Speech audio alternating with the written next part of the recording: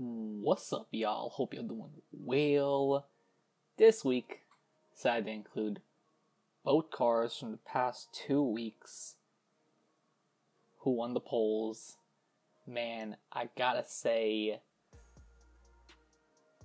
that's just I didn't actually expect the results to be the way they are. Especially when they started off so differently. But let's just get to the cars. So we have the nice hit from the brick wall Shelby. We got the Z-Tune, man. I don't think I made a video on the Z-Tune in so long. And we go up against an M3 GTR, and you don't even really see a lot of M3 GTRs, at least racing against them. And I gotta say, this dude is probably the best M3 GTR driver I have seen. And I'm not gonna lie, dude, you had some great driving, and it really exposed me even further how bad my driving is, because, the Z-Tune is a pretty fire car. However, especially for tracks like these, the M3 GTR, it's really funny because this is a Skyline GTR, it's like a GTR versus GTR type of thing. However, for this track, that car is a lot nicer. And man, the Z-Tune. This car really hasn't changed much in feeling. Even from its OG days, it feels more or less the same, which is pretty good because the Z-Tune is one of the few cars in OG world that was just nice. Like, it was actually just a nice car. Yeah, sure, it had a little bit of understeer if you pushed it a little too hard. However, it was actually great, and man, there is so many things going on. Just gotta get out of the way.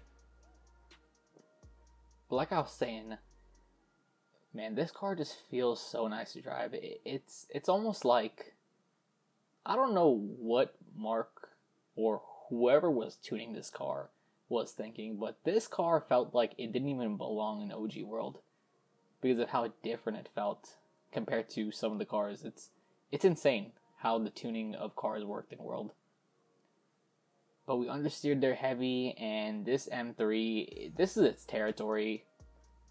And I gotta say, this man is a great, probably the best M3 GTR driver I've seen. And I'm going to be taking your setup, man, because I know I took the XL sheet tuning. However, I might have to give this one a shot, which is essentially just blue parts, except there is no turbo, and it's all elite. It's like 5-star elite part on the suspension. So I'm definitely going to be trying that one out. However, the Z-Tune and me managed to hang on, and that's really all I could ask for. Now we're going to take this thing out to a team escape, and man, yeah, this thing probably shouldn't be here. And I really don't play Team Escapes on Log that much no more. Especially when coming from FRSS, it's so different. This is a lot more realistic, even though it's kind of funny to say. Realistic in a way because the power-ups just aren't that OP. Also, I don't have any skill mods. Literally, I only have race skill mods on this thing. As well as the video I showed of me getting the Skyline.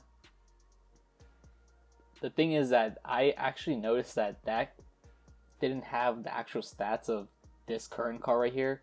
So I just used the XL sheet tuning, and what I basically do for my race cars is I max out the perfect start, and I do 14% on Socialite or Race Cash. I think that's what it's called.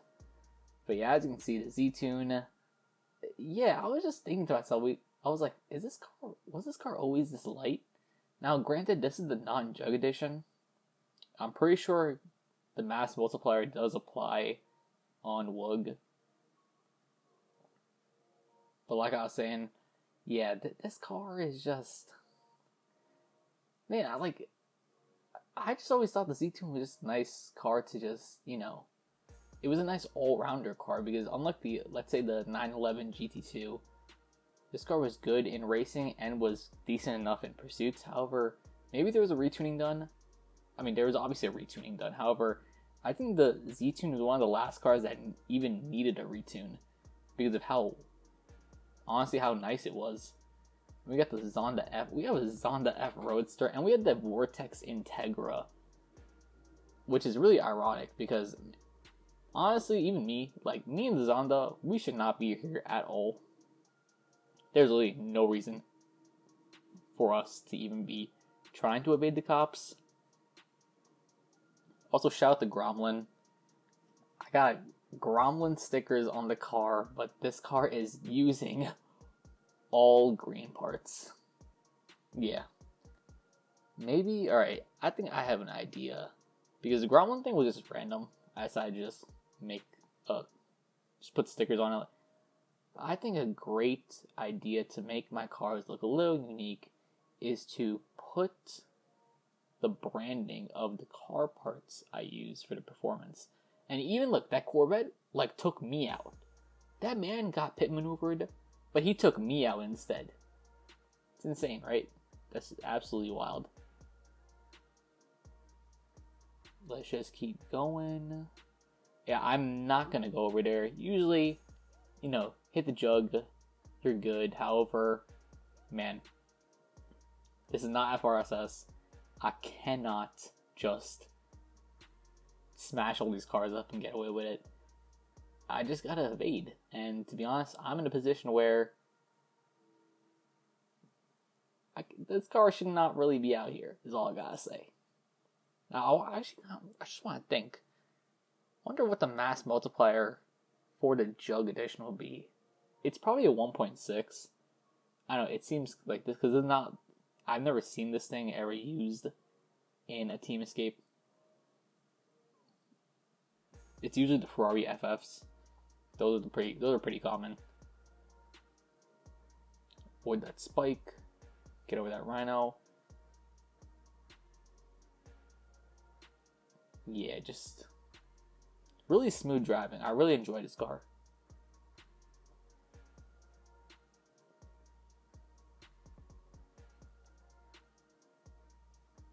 Alright, yep, we're not going over there. We're avoiding all the cops we can. Just trying to evade. Only a 228k cost to stay. That is quite low. And of course, I had to hit spikes in the last second. Okay, my teammate is pretty close, so I don't think we don't really need to wait too much. However, let me just slow down a bit. Yeah, my teammate, 2,000 feet. They're literally there. And we are driving the 911 now. Now, I gotta say, the preset name, nice job, newsman. The preset name is called, I think, Race Spec. However, this would have been a perfect time to just honestly call it an A-Spec car. Like a best-in-class car. And this is my first time on this track. And already, I was like, man, there goes the lead because of the fact that I didn't take the right route. Anyways, back to the race. Yeah, this is the 911 Carrera S. I think this is the one from Most Wanted 05. Which is pretty cool. And this car, I gotta say, pretty nice. It's nice that this car is a 749 with some decent skill mods on it. So it really does scream. It even says best in class on it. This car really does scream A-Spec, but for some reason the preset is called Race Spec. And I don't know why that's bugging me out. And man, I saw that taxi all the way in my right eye, and then I just, for some reason, just had to turn away, even though there was no reason for me to smash into the side of the gas station walls. And man, this is where I realized, man, that M3 GTR, I am not pushing that car to the limit at all, whatsoever. Because the Z-Tune over there is also a number 749, and they're neck and neck. Which kind of makes sense. I was neck and neck with the dude when I was driving the Z-Tune. And this car, yeah, this car is definitely just not made to just catch up. It's not really, it doesn't feel like a meta car. Even though it's a nice car to drive. Even though it might be a nice car to drive, you definitely need a lot more skill to really push to the limit. And also, it is a slippery car. Like, I know the way I'm driving right now, it doesn't seem that way. However, in certain instances, if you turn all the way to the left, all the way to the right, it will just decide to just spin around. So you gotta be careful of that, especially if you're, on keyboard. That's another thing I want to mention, that this is the first gameplay of Need for Speed World on controller. And I gotta say, getting used to controller was so weird at first. And the funny thing is, I was not even comfortable with it, yet my lap times became faster. Even though I'm not fully comfortable with controller right now, which is insane. Like, it's quite insane.